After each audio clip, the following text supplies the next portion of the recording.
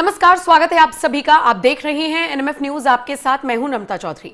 अगर आप उत्तराखंड जाने की प्लानिंग कर रही हैं, चार धाम यात्रा के लिए रवाना होने की सोच रही हैं, तो ये खबर आप ही के लिए है। दरअसल चार धाम यात्रा पर 5 सितंबर तक रोक लगा दी गई है और यह फैसला इसलिए लिया गया है क्योंकि उत्तराखंड के कई इलाकों में जबरदस्त तरीके से बारिश हो रही है और इस बारिश की वजह से हालात पूरी तरीके से बिगड़े हुए हैं। कहीं पर भूस्खलन की खबरें सामने आ रही हैं, कहीं पर बाढ़ जैसे हालात हो गए हैं और जिस तरीके से उत्तराखंड के कई जिलों को आपदा का सामना करना पड़ रहा है, इन्हीं सारी चीजों को देखते हुए चार धाम यात्रा यानी बद्रीनाथ, केदारनाथ, गंगोत्री और यमुनोत्री की यात्रा पर 5 सितंबर तक रोक लगा दी गई है। साथ ही साथ श्रद्धालुओं को हेमकुंड साहिब जाने से भी रोक दिया गया है। मौसम विभाग ने भारी बारिश का अलर्ट जारी किया है और इस भारी बारिश के अलर्ट को देखते हुए राज्य की पुष्कर सिंह धामी सरकार ने चार धाम यात्रा को 5 सितंबर तक रोक दिया है। बताते चले, जिस तरीके से लगातार बारिश हो रही है, हाल ही में हमने देखा बादल फटने की भी खबरें सामने आई थी। ऐसे में कई जगहों के रास्ते पर मलबा पड़ा है, भूस्खलन हो गया है, कई रास्ते बंद हो गए हैं, पूरी तरीके से जनजीवन अस्त व्यस्त नजर आ रहा है और ऐसे में अपील की जा रही है लगातार प्रशासन की तरफ से भी कि मौसम की स्थिति को देखते हुए ही आप अपनी चारधाम यात्रा को प्लान करें और नहीं तो फिलहाल उसे रद्द कर दें। बहरहाल अभी तो यह कहा गया है कि मौसम सामान्य होने और यात्रा मार्गों के पूरी तरीके से सुरक्षित पाए जाने के बाद ही इन यात्राओं को फिर से प्रारंभ किया जाएगा, लेकिन फिलहाल 5 सितंबर तक इस पर रोक लगाने की बात कही गई है। अच्छा, इसके अलावा आपको यह भी बताते चलें कि चारधाम यात्रा पर तो रोक लगा दी गई है 5 सितंबर तक, लेकिन जिस तरीके से लगातार उत्तराखंड में हालात खराब हो रही हैं और मौसम विभाग कह रहा है कि अभी तो और बारिश होगी, तो ऐसे में खुद राज्य के मुख्यमंत्री पुष्कर सिंह धामी ग्राउंड जीरो पर जाकर जायजा ले रही हैं, मुआयना कर रही हैं, हालातों को देख रही हैं, लोगों से मुलाकातें कर रही हैं।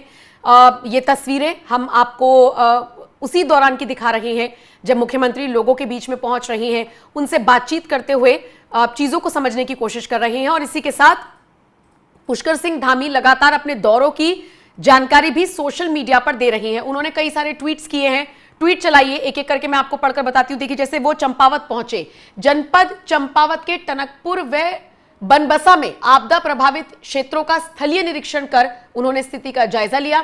इस दौरान अधिकारियों को आपदा प्रभावित लोगों को त्वरित राहत एवं पुनर्वास की समुचित व्यवस्था सुनिश्चित करने के निर्देश दिए। ये जानकारी पुष्कर सिंह धामी अपने सोशल मीडिया हैंडल से देते हुए नजर आए हैं। अब जरा ये वाला ट्वीट देखिए जिसमें वो लिखते हैं कि साथ ही साथ प्रत्येक प्रभावित परिवार को भोजन, शुद्ध पेयजल, दवाइयां एवं रोजमर्रा की आवश्यक सामग्री उपलब्ध करवाने के साथ ही जिनके घर क्षतिग्रस्त हुए हैं उन्हें आश्रय स्थलों पर सुरक्षित ठहराने के साथ ही पुनर्वास की दीर्घकालिक योजना तैयार करने के लिए भी अधिकारियों को निर्देशित किया। आपदा की इस कठिन घड़ी में प्रदेश सरकार प्रत्येक प्रभावित परिवार के साथ खड़ी है।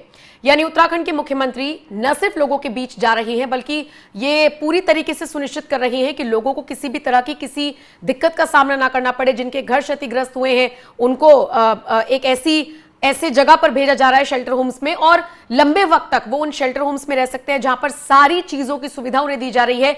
ये व्यवस्था करने के आदेश अधिकारियों को सीएम धामी की तरफ से दिए गए हैं। इसके अलावा जानकारी भी लगातार धामी की तरफ से दी जा रही है, वो जायजा ले रही है। अब इन सब के बीच हाल ही में उत्तराखंड के मुख्यमंत्री पुष्कर सिंह धामी ने बयान भी जारी किया था जिसमें उन्होंने बताया था कि कैसे स्थिति से निपटा जा रहा है। इसके अलावा और क्या कुछ सीएम पुष्कर सिंह धामी कहते हुए नजर आए, आइए आपको उनके बयान के साथ छोड़कर जा रही हूं। लेकिन जिस तरीके से उत्तराखंड में लगातार बारिश हो रही है, हमारी आपसे भी यही गुजारिश है कि अभी आप उत्तराखंड जाने से बचें और अभी सरकार प्रशासन पूरी तरीके से मुस्तैद है उन लोगों के लिए जो बाढ़ से ग्रसित हैं, जो आपदा से जूझ रही हैं, और ऐसे में वहां पर जाकर आप अभी कम से कम, जब तक मौसम विभाग चेतावनी दे रहा है कि ऐसी बारिश होगी, हालात और बिगड़ सकते हैं, वहां जाकर अपनी परेशानी और प्रशासन के लिए चुनौती ना बने। जब मौसम अनुकूल हो तो आप जरूर जाएं, ये आपसे गुजारिश की जा सकती है। लेकिन फिलहाल आइए सुनिए पुष्कर सिंह धामी ने क्या कुछ कहा है और बाकी उन्हीं के बयान के साथ आपको छोड़कर जा रही हूं और फिर इस खबर पर आपका क्या कुछ कहना है, आप अपनी राय हमें जरूर दीजिएगा और बाकी अपडेट्स के लिए एनएमएफ न्यूज के साथ बने रहिएगा। नए राज्य के रूप में गठन हुआ आदरणीय अटल बिहारी वाजपेयी जी की सरकार उस समय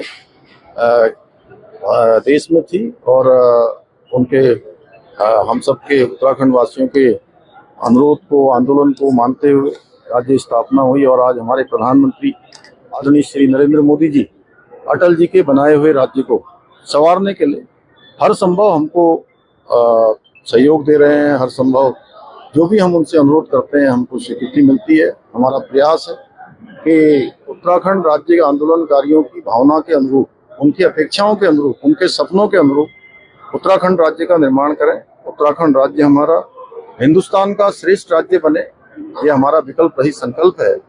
और हम प्रधानमंत्री जी ने बाबा केदार की भूमि से सभी उत्तराखंड वासियों को संबोधित करते हुए कहा था कि ये दशक उत्तराखंड का दशक होगा। इस दशक में उत्तराखंड अपनी बुलंदियों को छुएगा, शिखर तक पहुंचेगा, प्रगति के नए आयाम स्थापित करेगा। उसको बनाने के लिए हमको पूरे प्राणों प्रण से लगना है। इस समय में पूरे राज्य के अंदर रेड अलर्ट जारी है। उसके कारण से अनेक स्थानों पर आज आपदा आई हुई है। उत्तराखंड का प्रत्येक जनपद, चाहे मैं अगर धराली से शुरू करूं तो धराली में आपदा आई है, थराली में आपदा है, रुद्रप्रयाग के हमारे कई स्थानों पर आपदा है, उत्तरकाशी के स्याना चट्टी में, बागेश्वर में, पिथौरागढ़ में, उधम सिंह नगर और हरिद्वार में अनेक स्थानों पर जल भराव है, देहरादून में है, टेहरी के घनसाली क्षेत्र में भी बादल फटा है। हम ऐसे समय में हमारी सरकार, हमारे सभी जनप्रतिनिधि सब मिलकर हम सब लोग, सबसे पहले हम सबका कर्तव्य है कि हम सब आपदा पीड़ितों के साथ खड़े हों और उसमें हर संभव जो हमारी एजेंसियां काम कर रही हैं उन एजेंसियों का भी हम प्रोत्साहन करें, चाहे वो हमारी एनडीआरएफ है, एसडीआरएफ है, सेना के लोग हैं या हमारे स्थानीय प्रशासन के लोग हैं, आपदा प्रबंधन के लोग हैं, उन सभी का भी प्रोत्साहन करना है। और हमारा प्रयास होगा कि एक एक आपदा पीड़ित को हर संभव सहायता पहुंचाएं, उनका पुनर्वास करें और जो राहत शिविरों में लोग रह रहे हैं उन सभी को अभी भोजन से लेकर कपड़े, दवाइयाँ, छोटे बच्चों के लिए दूध इत्यादि, उन सभी की व्यवस्था भी सुनिश्चित की जा रही है। लगातार मैं स्वयं भी उसकी मॉनिटरिंग कर रहा हूँ, समीक्षा कर रहा हूँ और आज भी दिन भर भी अभी हम लोग यही इसी काम पे करने वाले हैं। नए राज्य के रूप में गठन हुआ। आदरणीय अटल बिहारी वाजपेयी जी की सरकार उस समय देश में थी और उनके हम सब के उत्तराखंड वासियों के अनुरोध को, आंदोलन को मानते हुए राज्य स्थापना हुई और आज हमारे प्रधानमंत्री आदरणीय श्री नरेंद्र मोदी जी अटल जी के बनाए हुए राज्य को संवारने के लिए हर संभव हमको सहयोग दे रहे हैं। हर संभव जो भी हम उनसे अनुरोध करते हैं हमको स्वीकृति मिलती है। हमारा प्रयास है कि उत्तराखंड राज्य के आंदोलनकारियों की भावना के अनुरूप, उनकी अपेक्षाओं के अनुरूप, उनके सपनों के अनुरूप उत्तराखंड राज्य का निर्माण करें। उत्तराखंड राज्य हमारा हिंदुस्तान का श्रेष्ठ राज्य बने, ये हमारा विकल्प रही संकल्प है। और हम प्रधानमंत्री जी ने बाबा केदार की भूमि से सभी उत्तराखंड वासियों को संबोधित करते हुए कहा था कि ये दशक उत्तराखंड का दशक होगा। इस दशक में उत्तराखंड अपनी बुलंदियों को छुएगा, शिखर तक पहुंचेगा, प्रगति के नए आयाम स्थापित करेगा। उसको बनाने के लिए हमको पूरे प्राणों प्रण से लगना है। इस समय में पूरे राज्य के अंदर रेड अलर्ट जारी है। उसके कारण से अनेक स्थानों पर आज आपदा आई हुई है। उत्तराखंड का प्रत्येक जनपद, चाहे मैं अगर धराली से शुरू करूं तो धराली में आपदा आई है, थराली में आपदा है, रुद्रप्रयाग के हमारे कई स्थानों पर आपदा है, उत्तरकाशी के स्याना चट्टी में, बागेश्वर में, पिथौरागढ़ में, उधम सिंह नगर और हरिद्वार में अनेक स्थानों पर जल भराव है, देहरादून में है, टेहरी के घनसाली क्षेत्र में भी बादल फटा है।